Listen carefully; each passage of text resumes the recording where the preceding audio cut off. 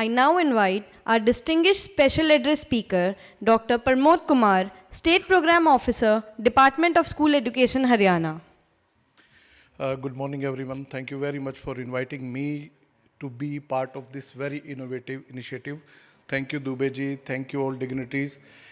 मैं देख रहा हूँ कि एजुकेशन के क्षेत्र में खास तौर पर हायर एजुकेशन के और स्कूल एजुकेशन के शानदार लोगों के साथ मिलके जो ये कार्यक्रम किया जा रहा है, ये बहुत महत्वपूर्ण है। मैं बहुत ज़्यादा समय आपका नहीं लूँगा। 3 बातें मैं आपके साथ यहाँ करूँगा। समिट हायर एजुकेशन और स्कूल एजुकेशन का। स्कूल एजुकेशन जो है वो क्लाइंट है हायर एजुकेशन का। स्कूल एजुकेशन अगर एप्रोप्रिएटली 21st सेंचुरी की रिक्वायर्ड एजुकेशन अगर इम्पार्ट नहीं करेगा तो higher education skilled workforce country को सप्लाई नहीं कर सकेगा। ये इंटरडिपेंडेंसी है। बहुत मोटी मोटी 4-5 चीजें ज्यादातर उन लोगों को समझ में आ चुकी हैं जो एजुकेशन सेक्टर में काम करते हैं। हाल ही में प्रधानमंत्री जी की 5th चीफ सेक्रेटरी कॉन्फ्रेंस हुई है। आप लोगों ने उसके बारे में सुना होगा। प्रधानमंत्री जी लगातार 4 वर्षों से, अब की बार 5वां साल है, सभी राज्यों के चीफ सेक्रेटरीज के साथ और एजुकेशन के सेक्रेटरीज के साथ 3 दिन की कॉन्फ्रेंस करते हैं। दिल्ली में भी होती है, उससे पहले धर्मशाला में हुई थी, आप लोगों को याद हो। 3 दिन प्रधानमंत्री जी एजुकेशन के सेक्रेटरीज के साथ बैठते हैं। फिर जितने भी यूटी हैं और जितने भी राज्य हैं, उनके जितने चीफ सेक्रेटरीज होते हैं, उनके साथ समय समय पे प्रधानमंत्री जी छोटे छोटे ग्रुप में बात करते हैं। 5 लोग ब्रेकफास्ट के टाइम पे, 5 लोग लंच के टाइम पे, 5 लोग डिनर के टाइम पे, तो सब लोगों के साथ बातचीत होती है। अब की बार जो चीफ सेक्रेटरी कॉन्फ्रेंस हुई है वो हुई है बिल्डिंग ब्लॉक्स फॉर विकसित भारत।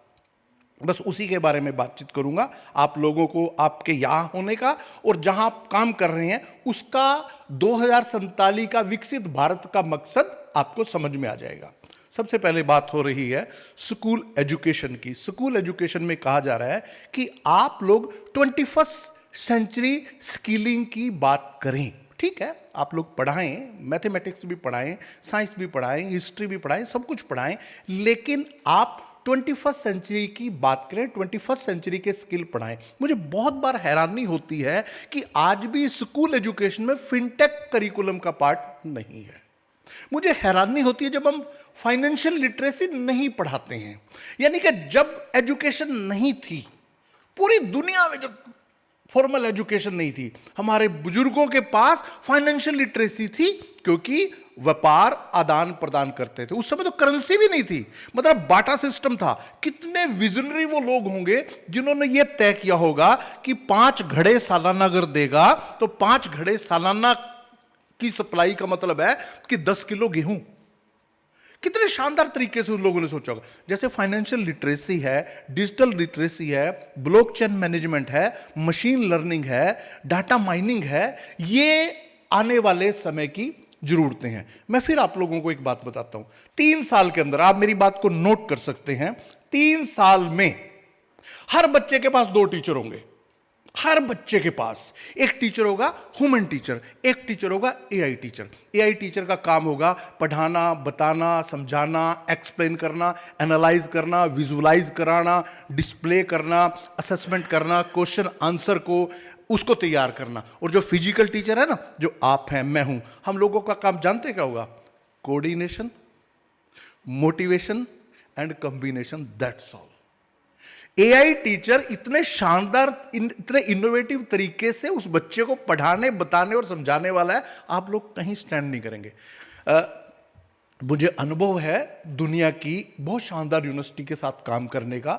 मैं 64 कंट्री ट्रैवल कर चुका हूं। मैं 20 से ज़्यादा यूनिवर्सिटी में पढ़ाता हूं। मैं जॉर्ज मैसन यूनिवर्सिटी जो वाशिंगटन डीसी की है, या फिनलैंड की आपने जो हेलसिंकी यूनिवर्सिटी है, मैं वहाँ फैकल्टी हूं। मुझे आप लोगों से थोड़ा सा ज्यादा जानकारी है। मैं ये नहीं कहता कि मुझे अनुभव है, पता नहीं, थोड़ा सा आपसे ज्यादा जानकारी है कि 3 साल बाद, 5 साल बाद क्या होने वाला है। हाल ही में सितंबर के महीने में यूनेस्को पेरिस जो है उसने एक डिजिटल वीक ऑर्गेनाइज करती है। एक सप्ताह का कार्यक्रम होता है, हर साल होता है सितंबर में।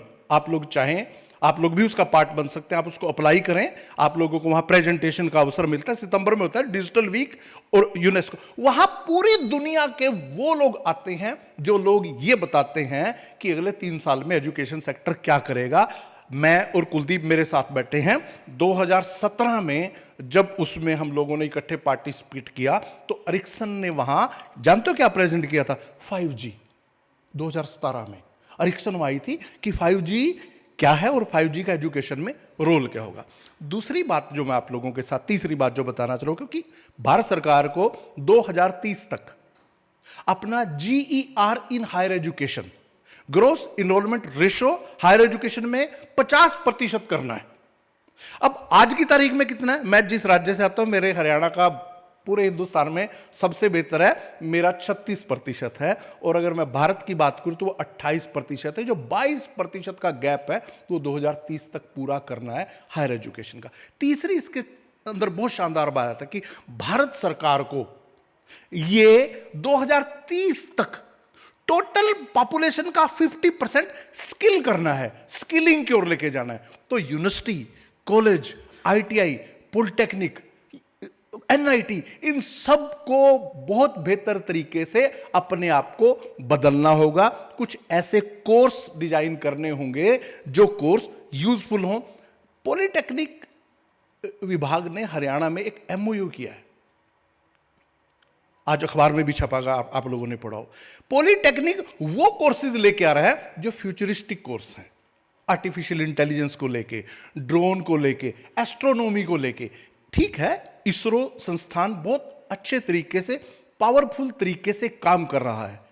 ये इसरो संस्थान पावरफुल तरीके से इसलिए काम कर रहा है कि आज से 40-45 साल पहले कस्तूरी रंगन साहब, APJ अब्दुल कलाम साहब वहां रहे होंगे जिन्होंने मजबूती से संस्थान को बनाया संवारा होगा। लेकिन क्या हम आज इस तरीके से तैयारी कर रहे हैं अपने कॉलेज में, यूनिवर्सिटी में, कि बच्चे इस चीज को अंगीकार करें, स्वीकार करें, अपनाएं और इसको खेल के तरीके से देखें? हम लोग आज भी एस्ट्रोनॉमी को, स्पेस टेक्नोलॉजी को एक ऐसा विषय मानते हैं कि ये रॉकेट साइंस है। हम बोलते हैं ना कि अरे ये कोई रॉकेट, इसका मतलब रॉकेट साइंस बहुत बड़ी चीज है ना। नहीं, रॉकेट साइंस मेरे लिए और आपके लिए बड़ी चीज है। अगर हम इसको करिकुलम में डालें, सिस्टम में डालें, तो ये बहुत बड़ी चीज नहीं है। आप लोगों को बड़ी हैरानी होगी अगर आप लोगों ने पिछले 1 हफ्ते का घटनाक्रम देखा हो। हिंदुस्तान ने तोप के गोले का मैकेनिज्म चेंज किया है। पूरे वर्ल्ड में पहला हिंदुस्तान ऐसा देश है जिसने तोप का सामान्य गोला मिसाइल में कन्वर्ट कर दिया है। पूरी दुनिया हैरान है इस चीज को देखे।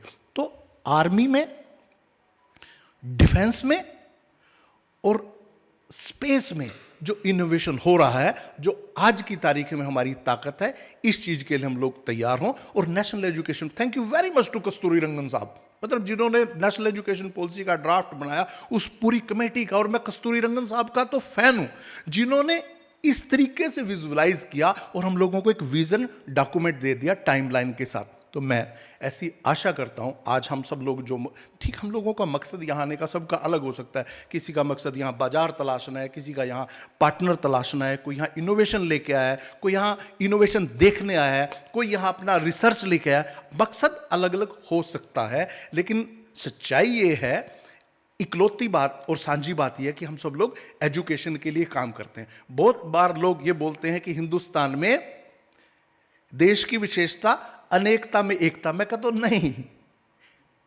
देश की विशेषता अनेकता में एकता नहीं है, देश की विशेषता एकता में अनेकता है। हम यहां एक प्लेटफॉर्म के नीचे बैठ के अनेक चीजों के बारे में बातचीत कर रहे हैं। Thank you very much, thank you Dubey, thank you everyone. आप लोग यहां आए, मुझे बात करने का, सुनने का अवसर दिया। स्कूल एजुकेशन डिपार्टमेंट हरियाणा की जब भी आपको किसी भी इनोवेशन के लिए, रिसर्च के लिए, किसी भी चीज के लिए आपको जरूरत हो, we are very much open, बहुत वेलकम करते हैं हम लोग इनोवेशन का। थैंक यू वेरी मच, बहुत बहुत आभार।